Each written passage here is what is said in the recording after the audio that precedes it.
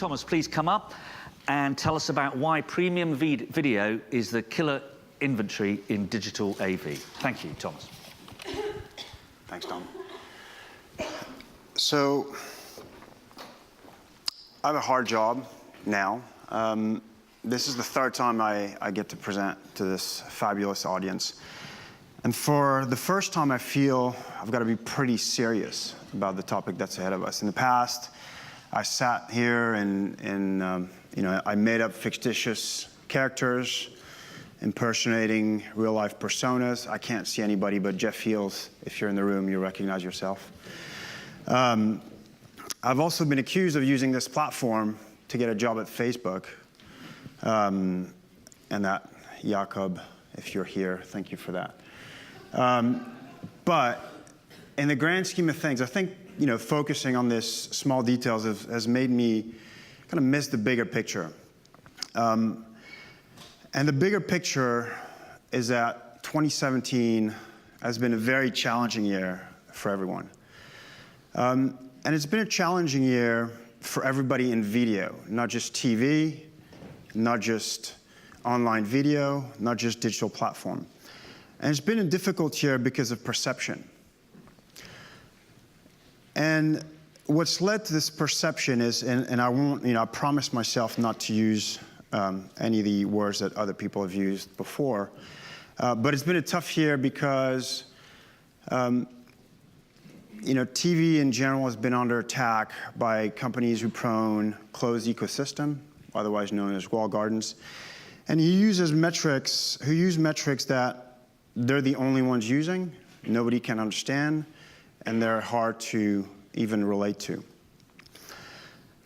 And for them, the bigger and easier path to dominance and success is to bundle video altogether and put everybody in the same basket. Not differentiate TV, not differentiate digital, but put everybody in the same basket. And when you look at specifically what the challenges that we've had to face as an industry over the past year, they've been focused around two main areas. One, they've been focused on audiences, the quality of audiences, the size of audiences. We've seen Jill and Andrew kind of speak at length about it. I'll come back very quickly on it. And the second, which I haven't heard spoken through today as much, and I'll spend more time on this, is call it transaction models.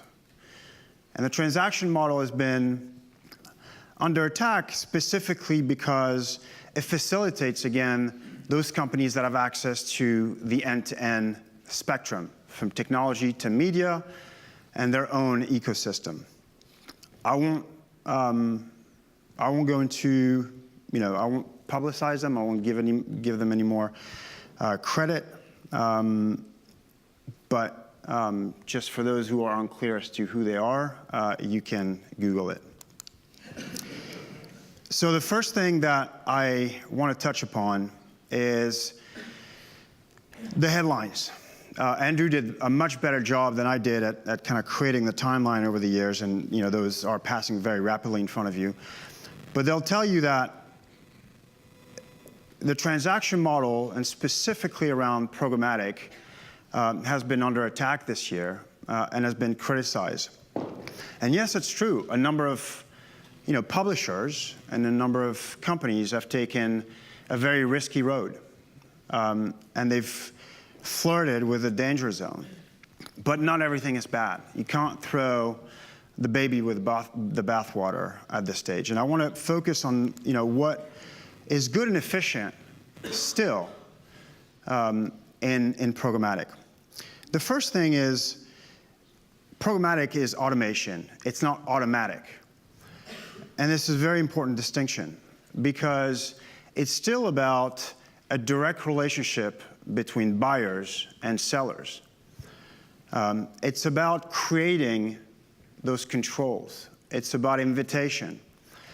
And one very easy way that we've seen our customers be very successful at this is creating the right boundaries and the right controls with the buyers, the tech platforms. One of the ways we do this, and one of the ways the industry started to do this, and this isn't recent, but it's around deal IDs. And we'll release the study for a very specific broadcaster in a couple of months. But when you're talking about ultra premium inventory, the concept of deal ID is very important. And in fact, when you're creating this private exchange and these boundaries, and you're inviting a select set of buyers versus the whole universe, you're creating this very ultra premium inventory. And when you do that, CPM and eCPM as a whole tend to increase, just under 20% in this case. And volumes that are driven through this method of deal ID just increases. And now for this particular broadcaster, over 85% of their programmatic revenue comes through this very one-to-one relationship between its inventory and the buyers. And the second thing that is very important about programmatic is it needs rules. It's about velvet roping. Yes, you can create the framework, you can create your private exchanges, but if you invite everybody, bad things are going to happen. So just like any party, you throw a party, you invite the whole world. Like we've all seen this. Bad things tend to happen. So if you create those rules, if you put those in place, your environment and the safety around this environment is generally a lot more, a lot more safe than people have made it to be in the press. The second thing that I want to focus on is audiences. And the folks before me, Andrew and Jill, have actually done a much better job at creating this timeline over the switch over from television to digital. I feel like I've exhausted the topic, but I have my slide as well. So this is it. So yes, television has evolved towards more digital medium. But one thing that has not changed ever since I've been with FreeWheel is the definition of premium video. And I think that's what's missed when we're talking about, the shift of television towards digital. If you focus on these 4 key elements of premium video, it's professionally produced, it's rights managed, it's brand safe, and it caters to engaged audience, then generally, you look at television as a safe haven and as a way, as a destination, as a premium destination for your audiences. And I've actually included here, Hulu and Netflix because, yes, they're not, or they're freemium, partly ad-funded for Hulu and not ad-funded for Netflix. But they are, in a way, television. They cater to audiences. 3.5 times the size of the combination of YouTube and Facebook on a minute per platform basis. And I'll even go one step further. The man in the background is Joe Marchese. He's the head of sales at Fox. About a year ago, Sheryl Sandberg from Facebook said the following. She said, "We at Facebook now deliver 1 Super Bowl every night." And Joe, who's a pretty clever guy, said, "Well, hang on a second. Let me take this and really ingest this and come back with our own number." And what he said effectively is he said, actually, it's the other way around. 1 Fox delivers 700 Facebook in prime time every night in the US. And we reached out to Fox to understand how exactly did you come up with this? And so, well, it's simple. We compare the number of minutes that are, people are exposed on Facebook versus the number of actual impressions that we deliver on TV, and we find that over a prime time period in the US, we deliver 700 times the number of ad minutes than Facebook did. And then we extrapolated that to the whole of daytime television in the US and across all broadcast network. And when you do that math, you're actually seeing a 77,000 to 1 ratio that TV delivers against Facebook. And that's pretty staggering, if you ask me. But, and we heard the words crossroads before from Andrew, but I want to take it a little bit of a different path. I alluded to this in the first part of my presentation. There are significant risks if you put video all in the same basket. And there's significant risk for certain publishers to follow a road that is very risky. And the reason it's risky is because it's addictive. And I don't use that word lightly, but again, companies who prone an end-to-end closed ecosystem have a tendency to fund publishers' businesses and make it easy to access these dollars. And it's, again, it's definition of addiction. It's very easy for them to get sucked in to this easy demand money. They control all the pipes. They can do whatever they want with the tech, with the media, and with the demand. So they spend wherever they want.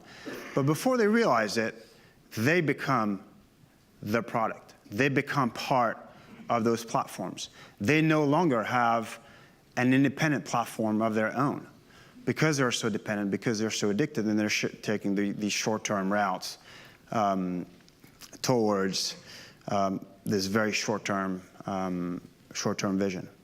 On the other end, we've seen a lot of our customers, both on the digital video front and the TV front, take a much more TV-like approach with rules, with compliance, with safety, with transparency in their models. And when we ask ourselves a question now, I mean, and this is why I talk about crossroads, we now have the opportunity to make video and to choose what avenue we want to take. And you in this room who publish video have a choice and can now make that choice. And you can either go in that direction. This is my definition. This is Group M, by the way, who classifies one side of the video spectrum as if it moves, it's video.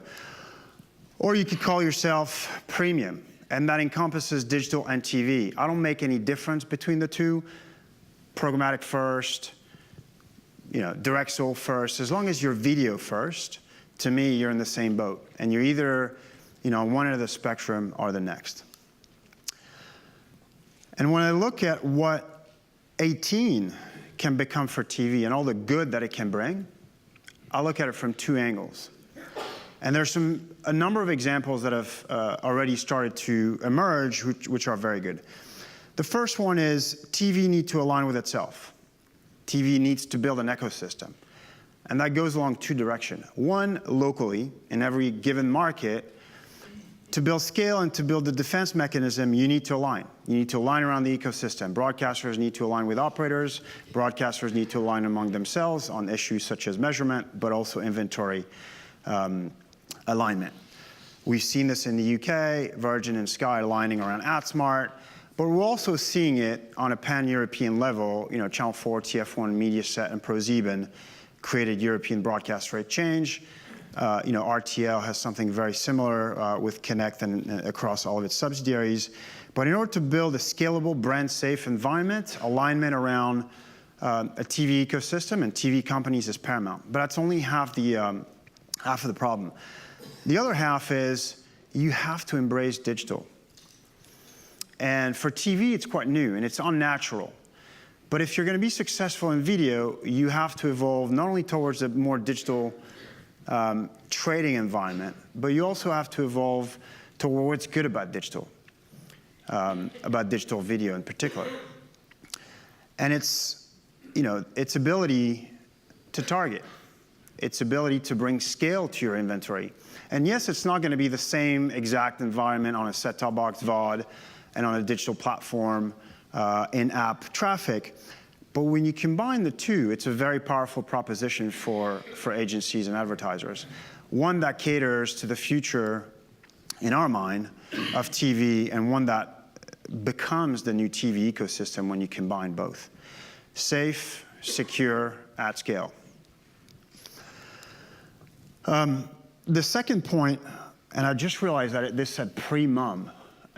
It's not supposed to say specifically pre-mum. This caters for everybody. But the point of this slide is we're in an advertising forum, and this is great, and it's super important. But a keyword that I keep hearing at any single conference, and it started in the US a couple months ago, and I heard this from, again, Linda Yaccarino last Saturday, said it's all about user experience first and foremost. And we have to think about this as not just an ad-funded model. It's a content monetization model, which means there's another side to it, which is how you make money from content in transactions and subscriptions. And when you marry the two, you have a very powerful proposition. Let me just give you and walk you through our thinking. We spent a lot of time at Comcast with one of our sister companies called Comcast Technology Solutions, because they have solutions for transaction, subscription, e-commerce models. And we have a number of common clients, that are both ad-funded, transaction-funded, e-commerce funded. And we've come to the realization that even amongst ourselves, we weren't building the bridges. We weren't building the data bridge that makes a company that we actually have not spoken about so much today, but a company like Amazon very successful and very good at what they do, because they can marry, obviously, all this e-commerce transaction, all this data about you as a user, but also what you consume on video.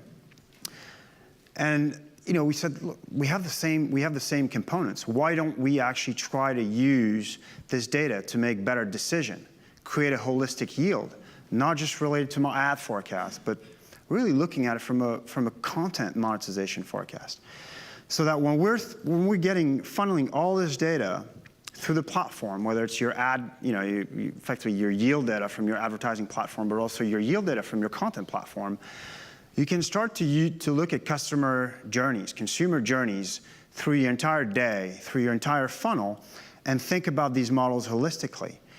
Should I create the same exact journey, the same exact packages? Should I create different format by content type, by content window, based on whether a user subscribes to a platform, based on whether a user has actually bought some of this content? And when you start to package the whole together, it becomes a pretty powerful equation. And I know for a lot of people in this room, you're generally focused, you work for a sales house, you work on, you're focused on delivering revenue for your sales group. And often I'm surprised that when we go talk at a number of companies, these two groups often don't talk. Yet there's a ton of data that is the same. We come out with the same data, we come out with the same metrics, and we look at a revenue per piece of content. When your company buys content, there's a portion that assumes to be ad funded, there's a portion that assumes to be transaction funded, another one that assumes to be linear funded, et cetera, et cetera. And when you look at it, these entire content windows, you have to connect the dots. And so we're gonna be spending quite a bit of time in 2018 thinking about this consumer journey around ad experience and creating the right mix and the right monetization models around ads, of course, because this is our core business. But how do you bridge the gap with the publisher? How do you bridge the gap with these new monetization schemes? And I hope I've conveyed the point that whether these transaction models have been challenged, if we move in the right direction and sever the ties away from people who have taken a more risky road, people who have drank the Kool-Aid, it's going to be a better year, because we'll be better prepared in these conferences, in these arguments with the agencies, with people that are attacking our models.